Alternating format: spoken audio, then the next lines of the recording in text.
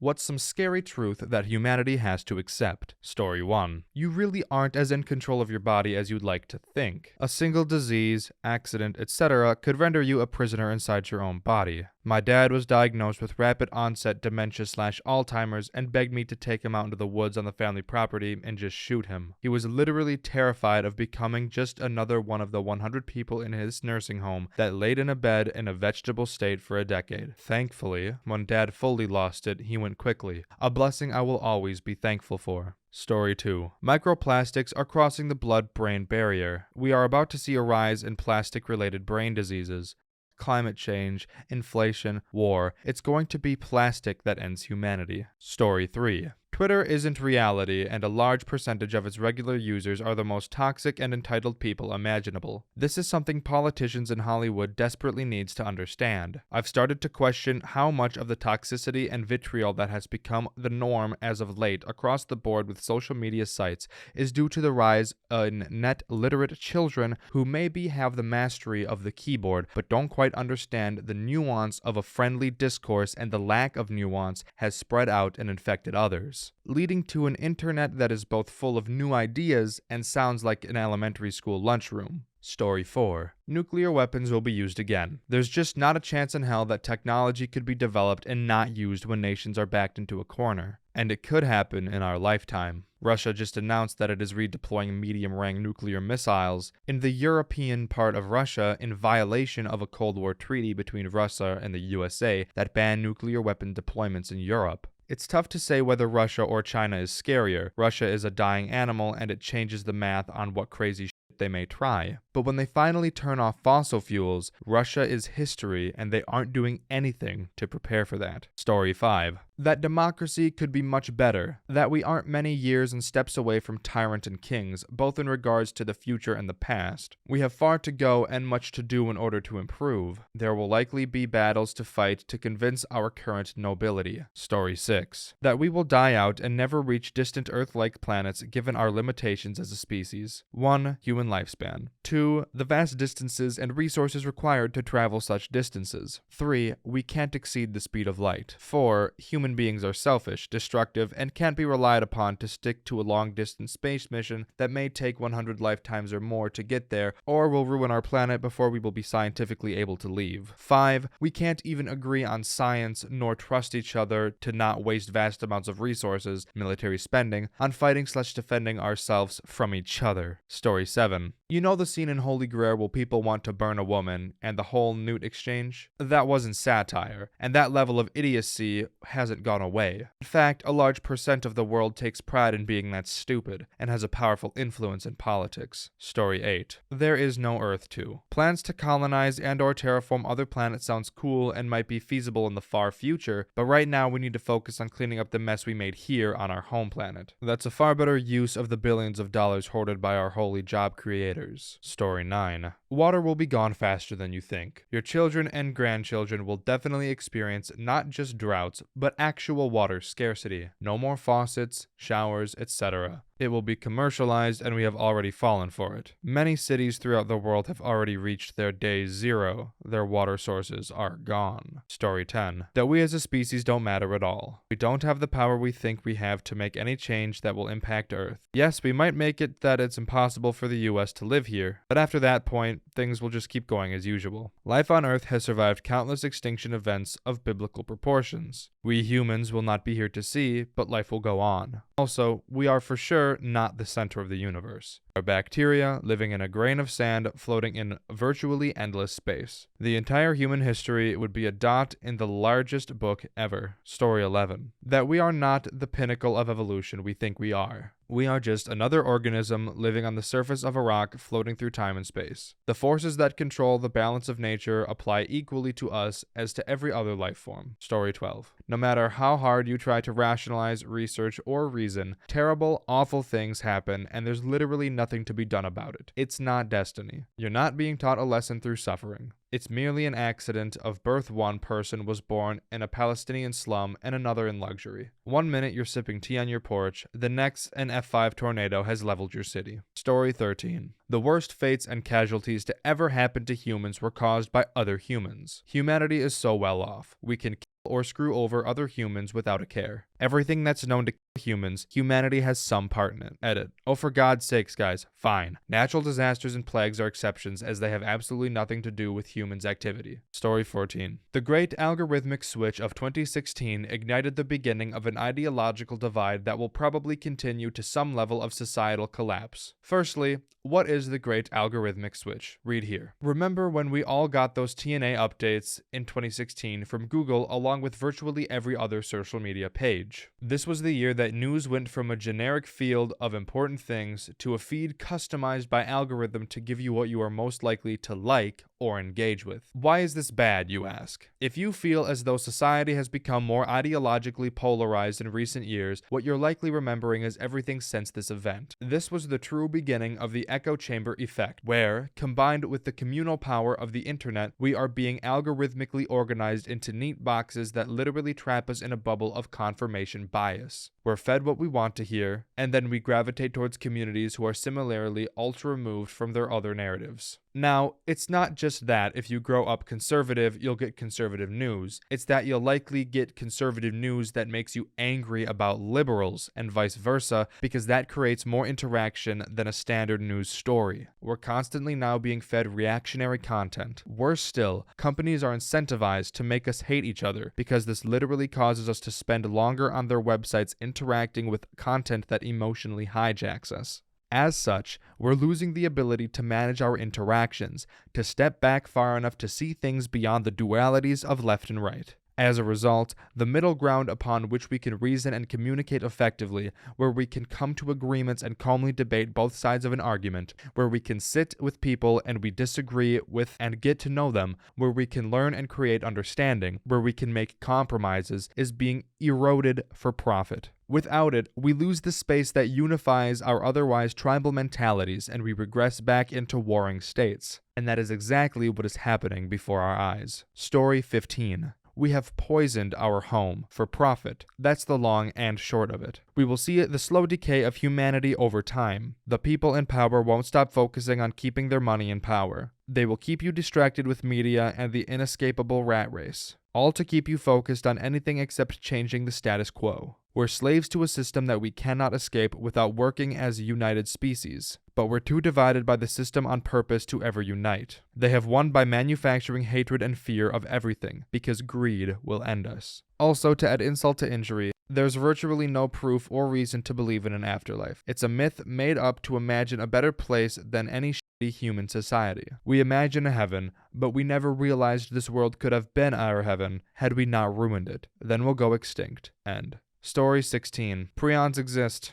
They are proteins that folded wrong, but somehow influence proteins it comes into contact with to also fold wrong. Highly contagious, no cure, IIRC, and will pretty much just make your brain crumble. Ever seen that zombie-like deer that just runs in a small circle along a road? That. Personally, I find it even worse because it's not like it's a parasite or bacteria trying to survive, but a fucking misplaced Lego in a building that suddenly and irreversibly breaks all your toys. Story 17. That normalizing obesity is not okay. It is a very dangerous thing to normalize and kills thousands of people every year. I say this as a somewhat overweight dude, but it really grinds my gears when folk call those who point out that being overweight is unhealthy as fat-phobic, as if it's on a level of homophobia/xenophobia/racism, etc., etc.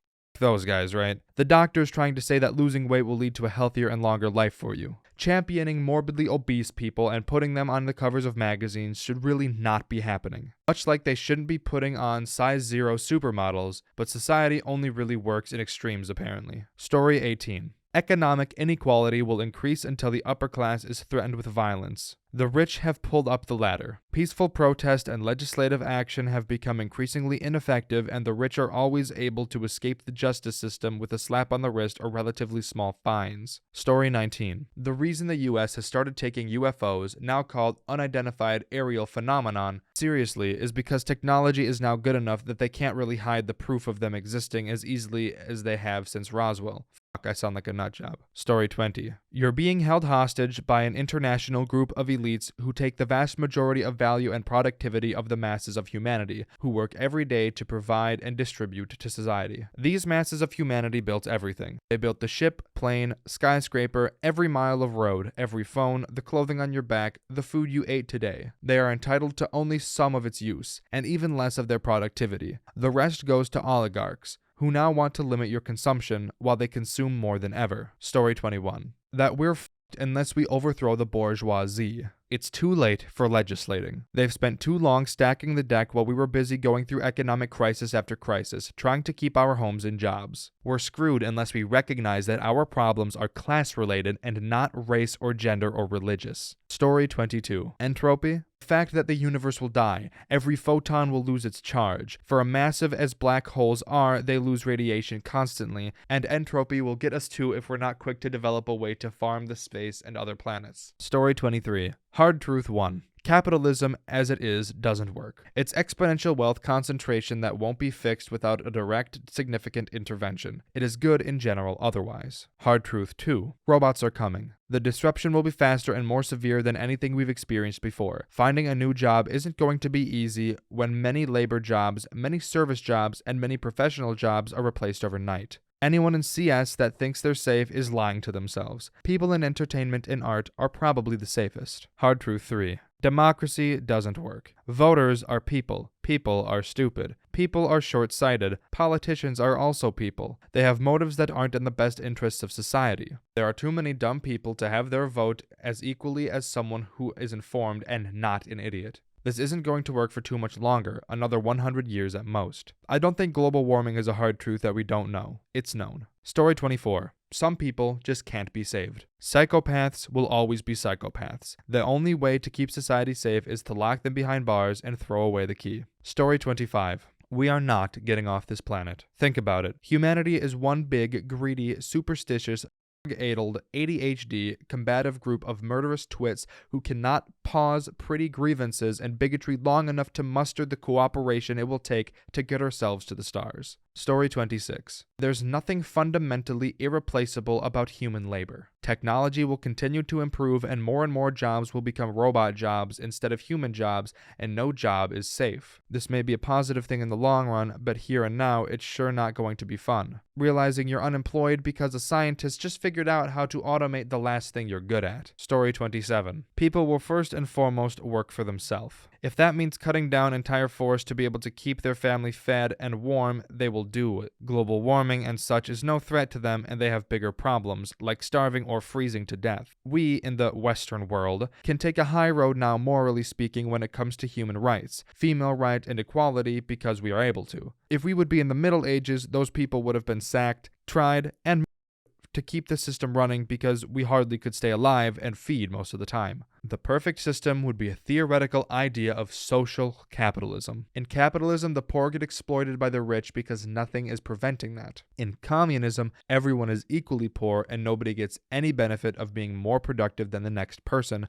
Why work more when you don't get more? People inherently profit from corruption because it benefits them. People want others to solve their problems. Otherwise, we would have already banned public air travel to combat global warming and would have invested millions in electrical-powered public transport and rapid train systems to replace cars. That costs billions, though, so people hate it because they don't benefit from it. Story 28. If we decided to, as a species, we could cure world hunger. Problems related to lack of housing for everyone. We could cure most of the world's health problems by providing blanket access to health care and related services. We could already have colonialized other planets in our solar systems. Because someone decided that money was important, none of that comes to pass. Story 29. This isn't doomsday propaganda or some post-apocalyptic viewpoint that's out of our reach. We are most likely going to see a global societal collapse, and it will come from a number of reasons. Agricultural and food supply, our food is diminishing. We are seeing it in supply shortages now, but they're minute compared to us. In some years from now, being unable to get fresh drinking water, produce, you name it. We will be fighting to the death for these things soon. All of this is backed up by the climate change, and it's no longer rapidly approaching, it's upon us.